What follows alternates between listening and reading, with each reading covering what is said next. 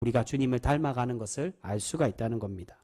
여러분, 이것을 다른 말로 하면 바로 영성의 사람이 되라는 것입니다. 주님의 영성은 신비한 모습을 말하는 게 아니라 우리가 성령 하나님으로 거듭나서 주님의 선하고 아름다움이 우리의 삶에 나타날 때 가능하여 지게 되는 것입니다. 여러분, 그렇게 우리가 주님의 인격을 닮아 주님의 선함을 나타내므로 참 구원의 백성으로 칭함받는 그러한 복된 성도 우리 모두가 되실 수 있기를 주님의 이름으로 축복합니다. 여러분, 오래전 일이지만 한때는 기독교인 하면 존경받던 그러한 시절이 있었습니다. 30년 전만 해도 믿지 않던 사람들도 하나님을 믿는 신앙인을 존중하고 존경하던 그러한 시대였습니다. 그러한 일이 가능했던 이유가 무엇입니까? 그것은 바로 성도들의 삶과 행동이 거룩한 모습, 구별된 삶으로 살아갔기 때문이라는 것입니다. 교회를 다니는 성도들 하면 술도 금하고 착하고 선한 말만 하고 거짓말을 하지 않으려고 노력하는 사람들이었기에 그렇게 세상 사람들도 성도들을 존경했던 것입니다. 그런데 여러분, 지금은 어떻습니까? 지금도 과연 그럴까요? 이제 지금의 현대 시대는 성도와 세상 사람들이 구별되지 않는 그러한 시대를 우리가 살아가고 있는 것을 볼 수 있습니다. 하나님을 믿어도 돈에 욕심을 내고 거짓말을 밥 먹듯이 하고 남을 비방하고 거짓된 삶과 행동으로 살아가는 그러한 이들이 많이 있다는 겁니다. 여러분, 이러한 모습은 결코 주님이 우리 안에 거하는 삶, 성령으로 거듭난 모습이 아니며 참 영성의 삶이 아님을 우리는 분명히 기억해야 될 것입니다. 여러분, 그렇기에 참 성도란 어떤 사람이겠습니까? 그것은 단순히 교회에만 출석하는 사람이 아니라 그리스도의 인격과 성품, 그분의 삶을 쫓아가는 모습으로 살아갈 때 그것이 참 성도라고 할 수가 있습니다. 여러분, 교회 나온다고 해서 모든 사람들이 다 하나님과 함께 살아가는 것이 아닙니다. 하나님을 믿는다고 고백하고 기도해도 그 사람이 성령과 멀어진 사람, 하나님과 상관없이 살아가는 사람일 때도 많이 있다는 것입니다. 여러분, 오늘 본문에서 우리는 사울을 통해 바로 그러한 모습을 우리가 발견할 수가 있습니다. 오늘 본문은 사울과 다윗을 비교하면서 하나님과 함께하는 사람과 그렇지 못한 사람이 어떠한 사람인지를 우리에게 보여주고 있습니다. 우리 12절 말씀 먼저 같이 읽겠습니다. 12절 말씀 같이 읽습니다. 시작. 여호와께서 사울을 떠나 다윗과 함께 계심으로 사울이 그를 두려워한지라. 아멘. 여러분, 성경은 계속 하나님의 성령이 떠난 사울과 하나님과 함께하는 다윗을 비교하며 우리에게 말씀해 주고 있습니다. 이 12절 말씀 자세히 보시면 사울 또한 그것을 알고 있었다는 겁니다. 자신에게는 하나님의 영이 떠나고 자기 대신에 다윗에게는 하나님의 영이 함께하여서 사울이 그를 두려워했다라고 말씀하고 있습니다. 여러분, 그렇다면 우리가 하나님과 함께 사는 사람과 그렇지 못한 사람을 어떻게 과연 구별할 수 있을까요? 우리가 단순히 겉모습만 보고서는 성령님과 함께하고 성령의 은혜로 살아가는 사람, 하나님과 함께 동행하며 살아가는 사람이 어떠한 사람인지를 알 수가 없다는 것입니다. 바로 오늘 본문에서는 사울을 통해서 하나님의 백성이지만 성령님과 함께하지 않는 사람이 어떠한 모습인지를 우리에게 보여주고 있습니다. 우리 그 말씀 먼저 보겠습니다. 6절에서 9절까지 말씀. 6절에서 9절까지 말씀 우리 함께 보겠습니다. 같이 읽습니다. 시작.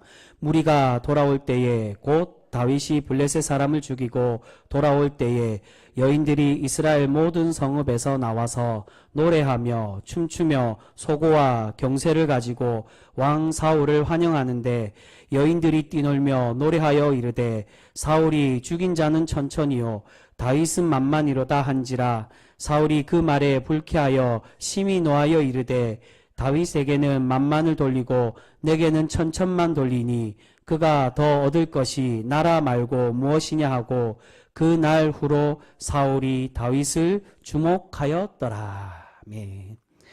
여러분, 첫 번째로 하나님을 믿어도 하나님과 함께하지 않는 사람은 남을 시기하고 질투하는 사람이라고 할 수 있습니다. 지금 사울의 군대는 블레셋과 전쟁을 치르고 그렇게 돌아왔습니다. 이 6절의 말씀이 앞에 17장의 말씀과 이어지는 그런 내용입니다. 앞에 17장에서 다윗이 골리앗과 싸우고 블레셋을 물리친 이후에 한참 전쟁하고 난 이후에 돌아온 상황이 바로 이 6절부터 시작이 됩니다. 그런데 이렇게 돌아온 군대를 보고 여인들이 어떻게 환영하며 노래를 합니까? 사울이 죽인 사람은 천천히요, 다윗이 죽인 사람은 만만이라고 그렇게 노래를 합니다. 여러분, 지금 여인들이 단순히 사울을 조롱하고 다윗만 칭찬하려고 이렇게 노래를 부르는 것이 아닙니다. 6절 끝에 보시면 어떻게 되어 있습니까? 사울을 환영하였다라고 말씀합니다. 지금 다윗은 커다란 업적인 골리앗을 물리치고 돌아온 길이었습니다. 그래서 백성들에게 놀라운 영웅담이 되고 대단한 업적을 남긴 사람으로 그렇게 인식되었습니다.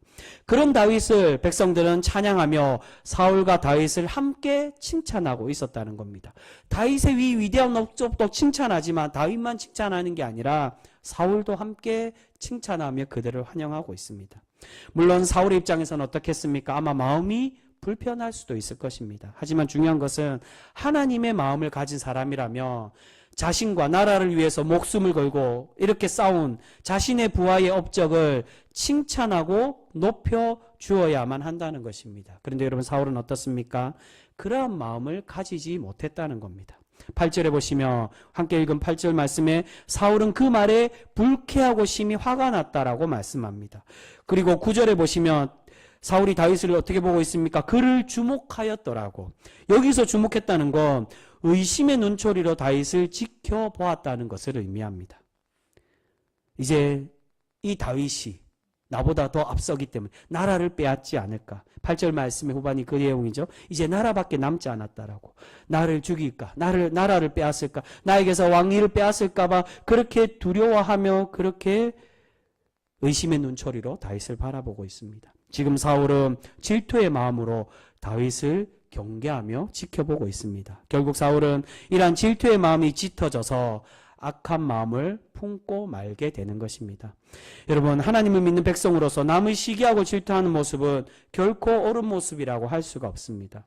자신보다 남이 잘되고 잘할 수도 분명히 있습니다. 그렇다면 진정한 하나님의 사람이라면 어떻게 해야 된다는 것입니까?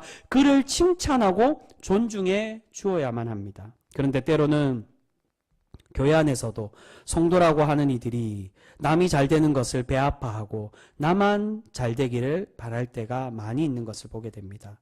여러분, 이런 모습은 결코 보네포 목사님이 이야기한 타자를 위한 교회가 될 수가 없는 것입니다.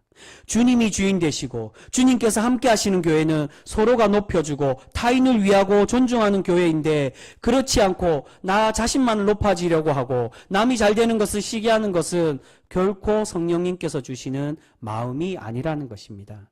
결국 사울은 이런 질투와 시기의 마음 때문에 하나님과 점점 멀어지고 있었던 것입니다. 우리 10절과 11절 말씀 우리 이어서 보겠습니다. 10절과 11절 말씀입니다. 같이 읽습니다. 시작.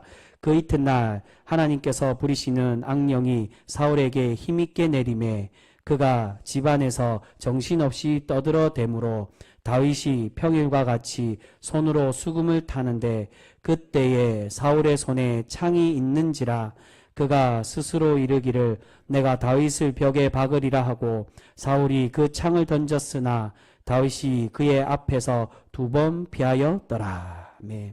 여러분, 두 번째로 하나님을 믿어도 하나님과 함께하지 않는 사람은 증오의 마음을 가지는 사람이라는 것입니다. 지금 사울은 다윗을 미워하고 시기할 뿐만이 아니라 그를 죽이려고 하는 증오의 마음까지 생기게 되었습니다.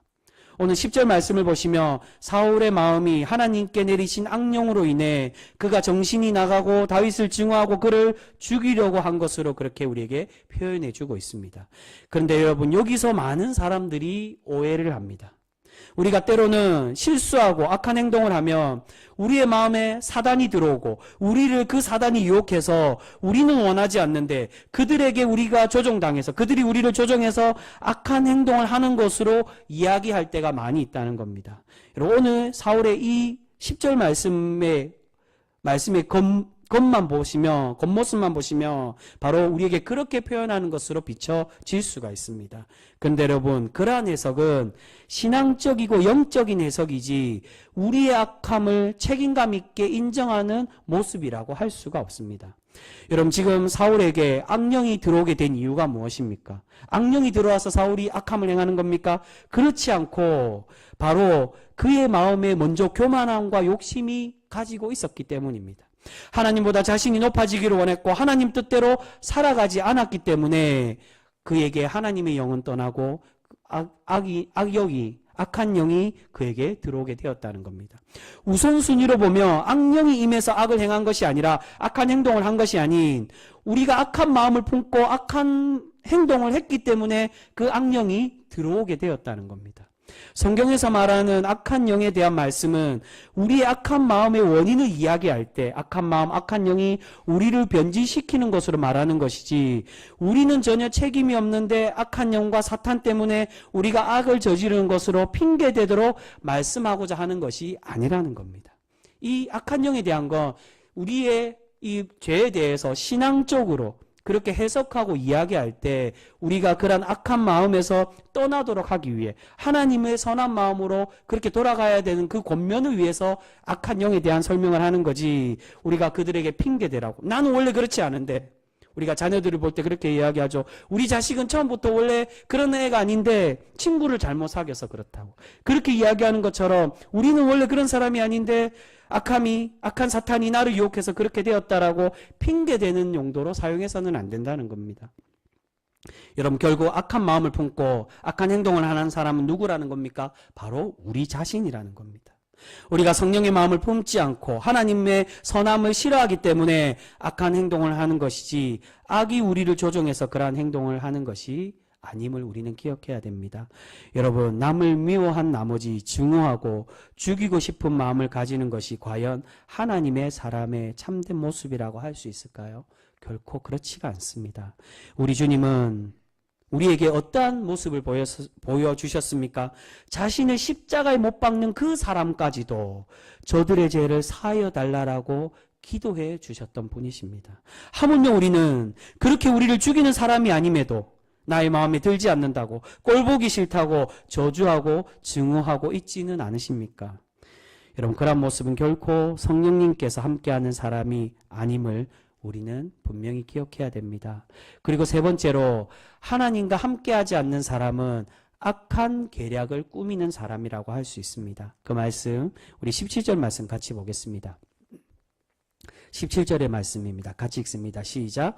사울이 다윗에게 이르되 내 맏딸 메랍을 내게 아내로 주리니 오직 너는 나를 위하여 용기를 내어 여호와의 싸움을 싸우라 하니 이는 그가 생각하기를 내 손을 그에게 대지 않고 블레셋 사람들의 손을 그에게 대게 하리라 함이라. 여러분 지금 사울은 다윗을 미워하고 증오하여서 이제 그 증오하는 마음을 해결하기 위해 어떻게 하고 있습니까? 다윗에게 맏딸 메랍과 결혼하도록 그렇게 만들고 있다는 겁니다. 이 다윗을 처리하기 위해 자신의 첫째 딸과 결혼시키려고 하고 있습니다. 여러분 왜 사울이 다윗을 싫어하는데 자신의 첫째 딸과 결혼시키려고 하고 있는 것일까요? 이 모습에는 사울의 악한 계략이 담겨져 있습니다. 여러분 남자가 이 당시에 이스라엘 사람들의 중동 지방에 남자가 아내를 맞이하고 결혼하기 위해서는 어떤 것이 필요합니까? 결혼 지참금이 필요하다는 겁니다. 지금 다윗이 후에 보시면은 내가 어떻게 왕의 사위가 되겠냐라고 거부하는 이유가 자신의 가문이 결혼 지참금을 댈 만한 가문이 아니기 때문에 그렇게 거부를 하는 겁니다. 지금 사울은 지참금으로 무엇을 요구합니까? 전쟁에 나가서 싸워서 승리하라고 명령하고 있는 것입니다. 이렇게 다윗을 전쟁터에 보내서 그를 죽게 하려는 계획으로 지금 다윗을 보내고 있는 것입니다. 여러분 이것은 뒤에 다말과의 결혼에서도 마찬가지로 요구하는 것을 볼 수 있습니다. 우리 그 말씀 한번 보겠습니다. 25절 말씀입니다. 우리 오늘 본문 후반에 나오는 본문 밖의 말씀이지만 25절 말씀 화면으로 준비되어 있습니다. 우리 같이 읽습니다. 시작. 사울이 이르되 너희는 다윗에게 이같이 말하기를 왕이 아무것도 원하지 아니하고 다만 왕의 원수의 보복으로 블레셋 사람들의 표피 100개를 원하신다 하라 하였으니 이는 사울의 생각에 다윗을 블레셋 사람들의 손에 죽게 하리라 함이라.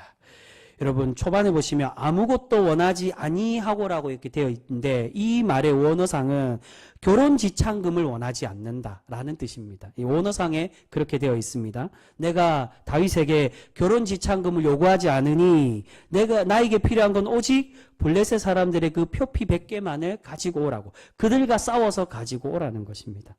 사울은 메락과의 결혼이 실패되자 다시 다말을 미끼로 그와 결혼의 대가인 지참금으로 블레셋 군대의 표피 100개를 가지고 오라고 명하고 있습니다.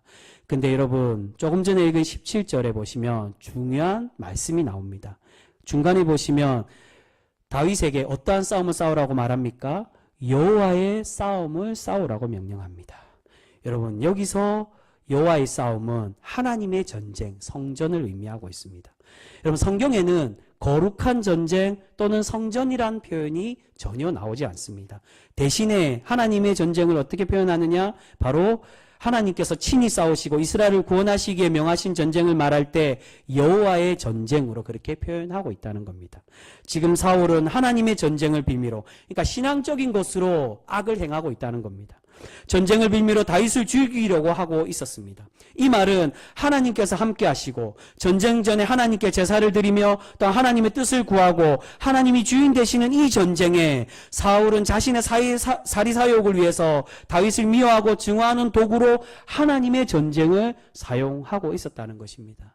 여러분 때로는 많은 신앙인들 중에 특히나 악한 목회자들 중에 보면 하나님의 말씀을 자신의 욕심과 자신의 필요를 위해서 도구로 사용하는 사람들이 있는 것을 보게 됩니다. 세습을 한다든지 횡령을 하고도 그것이 정당한 것으로 꾸미기 위해서 하나님의 권위와 말씀을 이용해서 자신을 합리화한다는 것입니다. 여러분 이러한 모습은 결코 성령 하나님께서 주인 되는 삶, 하나님과 함께하는 성도의 모습이 아님을 우리는 분명히 주의해야 합니다. 여러분 이렇게 사울은 자신에게 성령이 떠났을 때, 더 정확하게는 사울이 하나님의 뜻을 버리고 하나님과 함께하지 않았을 때 사울이 악한 마음과 악한 행동에 빠짐으로 하나님께 버림받게 되는 것을 볼 수 있습니다. 그런데 여러분 이 사울과 반대로 이 사울의 모습과 다르게 하나님과 함께한 사람이었던 다윗의 모습은 어떻습니까? 바로 이 사울의 모습과 반대되는 모습을 우리에게 보여주고 있습니다. 앞에 읽었던 11절에 보시면 사울이 다윗을 죽이려고 했을 때 다윗이 어떻게 행동합니까? 다윗은 끝까지 그의 악한 영을 쫓기 위해 그렇게 비파로 그의 영을 쫓아주려고 노력합니다. 이것이 자신을 죽이기 전에 했던 행동이라 치더라도 오늘 본문에는 그런 모습이 나타나지 않지만 사울이 계속 이후에도 다윗을 죽이려고 하더라도 다윗은 전혀 사울을 해하려고 하지 않으려는 그러한 노력의 모습을 볼 수 있습니다. 여러분 나중에 보시면 다윗이 사울에게 계속 쫓겼을 때 어떻게 행동합니까? 엔게디 동굴과 십광야에서 사울을 2번이나 죽일 수 있는 기회를 얻었지만 어떻게 하고 있습니까? 그를 죽이지 않고 그를 살려주는 것을 볼 수 있습니다. 어떻게 하나님께서 기름 부은 사람을 내가 죽일 수 있냐라고. 다윗은 끝까지 자신의 순전한 신앙과 모습을 끝까지 지키려고 하고 있습니다. 사울은 다윗을 악한 마음으로 다윗을 정복하려고 하였지만 다윗은 그와 반대로 선한 마음과 선한 신앙의 모습으로 사울을 극복하고 있었다는 것입니다. 여러분 그리고 다윗은 사울과 다르게 개인의 이익과 욕심을 위해서 자신의 힘을 사용하지 않고 바로 나라와 백성들을 위해서 타인을 위해 자신이 헌신하는 사람임을 우리에게 보여주고 있습니다. 그 말씀 한번 보겠습니다. 16절 말씀입니다. 16절 말씀 같이 읽겠습니다. 시작. 온 이스라엘과 유다는 다윗을 사랑하였으니 그가 자기들 앞에 출입하기 때문이었더라. 아멘. 여러분 끝부분에 자기들 앞에 출입했다는 말은 전쟁에 출전했다는 것을 의미합니다. 앞에 13절에도 나오죠. 출입했다는 표현이 나옵니다. 전쟁에 출전하여 그렇게 싸웠다는 것을 말합니다. 다윗이 나라를 위해 또한 백성들을 위해 자신의 몸을 아끼지 않고 사리지 않고 용맹하게 싸우고 나라를 지키는 그러한 사람이 되었다는 겁니다. 그렇게 헌신하고 진실되게 나라를 사랑하고 백성들을 사랑했을 때 이 백성들이 다윗을 어떻게 보고 있습니까? 온 나라의 백성들이 다윗을 사랑했다라고 그렇게 말씀하고 있습니다. 그런데 여러분, 여기서 우리에게 다윗과 마찬가지로 사울과 다르게 하나님과 함께한 사람, 하나님의 선한 신앙인의 모습을 보여주는 사람이 또 한 명 더 있습니다. 여러분, 그가 누구겠습니까? 오늘 말씀에 보면은 사울과 다윗 외에 누가 나오죠? 바로 사울의 아들 요나단이 나오는 것을 볼 수 있습니다. 우리 그 말씀 보겠습니다. 초반의 말씀 3절과 4절의 말씀입니다. 3절과 4절 말씀 우리 같이 읽겠습니다. 시작. 요나단은 다윗을 자기 생명같이 사랑하여 더불어 언약을 맺으며 요나단이 자기가 입었던 겉옷을 벗어 다윗에게 주었고 자기의 군복과 칼과 활과 띠도 그리하였더라. 아멘. 요나단은 다윗이 골리앗을 무찌르고 담대히 싸우는 그 용맹함을 보고 그를 존경하고 사랑하게 되었습니다. 그래서 이 다윗에게 자신의 가지고 있던 겉옷과 무기를 선물로 주고 있었다는 겁니다. 근데 여러분, 다윗은 어떤 위치에 있는 사람입니까? 이스라엘의 왕자였습니다. 그런데 왕자가 자신의 지위를 상징하는 의복과 그의 무기를 주었다는 것은 무엇을 의미하겠습니까? 바로 이스라엘의 다음 왕이 자신이 아닌 이 다윗이 되는 것을 인정하고 그를 칭찬하는 상징적인 모습이라고 할 수 있습니다. 그래서 나중에 23장에 가서 보시면 오늘 말씀에는 상징적으로 자신의 행동으로 보여주지만 요나단이 친히 다윗을 인정하며 그를 칭찬하는 것을 볼 수 있습니다. 23장 17절에 요나단이 그렇게 고백합니다. 너는 이스라엘의 왕이 되고 나는 너의 다음이 될 것이라고 그렇게 고백을 하고 있습니다. 여러분, 어떻게 보면 요나단의 입장에서는 우리가 이 요나단의 입장이었을 때 어떠한 마음이 들 수 있겠습니까? 다윗을 질투할 수도 있는 상황이었습니다. 사울만 하는 것이 아니라 우리가 신앙이 없고 하나님을 모르는 사람이라면 일반적인 그러한 나라의 그러한 지존이라며 다윗의 이 모습을 동일하게 질투할 수도 있었습니다. 순리대로라면 다음 왕은 자신이고 그 왕위가 보장된 사람인데 자신이 아니라 새롭게 백성들이 존경하는 영웅이 나타났다고 해서 다윗을 인정하기는 쉬운 일이 아니라는 것입니다. 여러분, 그럼에도 요나단은 하나님과 함께하는 사람, 사울이 죽이려고 해도 자신의 순전함을 지키려고 노력했던 이 다윗을 사랑하고 그를 존경하고 있는 것을 볼 수 있습니다.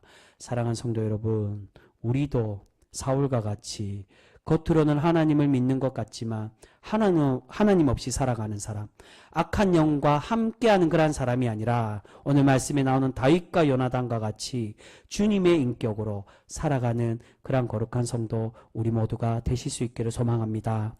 여러분, 다시 한번 말씀드리지만 남을 시기하고 남을 험담하는 모습 또는 증오하거나 저주하고 악한 행동을 계획하고 그렇게 행하는 모습은 결코 하나님의 거룩한 선한 신앙인의 모습, 하나님과 함께하는 참된 성도의 모습이 아님을 우리는 분명히 기억해야 됩니다. 여러분, 아무리 기도하고 아무리 예배드리고 성도인 척 행동해도 우리 안에 사울과 같이 악한 영으로 살아가는 사람은 결국 하나님께 버림받는 사람이 될 수밖에 없다는 것입니다. 여러분, 우리는 과연 성령과 함께 동행하는 사람이십니까? 아니면 이 사울과 같이 악한 영과 하나님과 멀어져서 악한 영과 함께하는 그러한 사람으로 살아가고 계십니까? 성경에서 어떻게 말씀하든 성령님께서 양심을 우리에게 어떻게 찌르든 상관하지 않고 복받는 이야기만 들으려고 하고 인간적인 쾌락과 세속적인 즐거움만 바라는 것은 결국 우리 스스로가 하나님 없이 교회에 나온 사람이라는 것을 보여주는 모습밖에 되지 않는 것입니다. 여러분, 하나님의 생명의 말씀과 성령의 인도하심에 굴복하고 오직 하나님 뜻대로 살아가는 그런 거룩한 성도 우리 모두가 되실 수 있기를 바랍니다. 여러분, 마찬가지로 악한 모습과 행동을 인정하거나 묵인해서도 결코 안 됩니다. 그럴 수 있지. 다른 사람들도 다 그렇게 하지 않느냐라고 말하면서 악을 용인하거나 또는 그러한 사람들을 비호하는 행위도 결코 해서는 안 된다는 것입니다. 그렇게 악을 내버려 두고 용인하다 보면 결국 어떻게 되겠습니까? 하나님의 교회와 성도들이 썩게 만드는 원인이 되고 말게 된다는 것입니다. 지금의 현재의 우리의 이 땅의 교회들이 바로 그것을 보여주고 있습니다. 타락한 대형교회 모습이 대부분의 이러한 일들 때문에 그렇게 타락하는 것입니다. 옳고 그름은 전혀 생각하지 않고 교회가 시끄러워지는 것이 싫고 교회 교인수가 줄까봐 또는 교회 재정이 줄까봐 악을 용인하는 그러한 행위는 결국 하나님의 교회를 좀먹고 교회를 망하게 만드는 그러한 모습이 되는 것입니다. 사랑하는 성도 여러분, 하나님의 참 구원에 이르기 위하여 날마다 하나님의 거룩함으로 구별되고 주님의 인격으로 살아가는 복된 성도 우리 모두가 되실 수 있기를 바랍니다.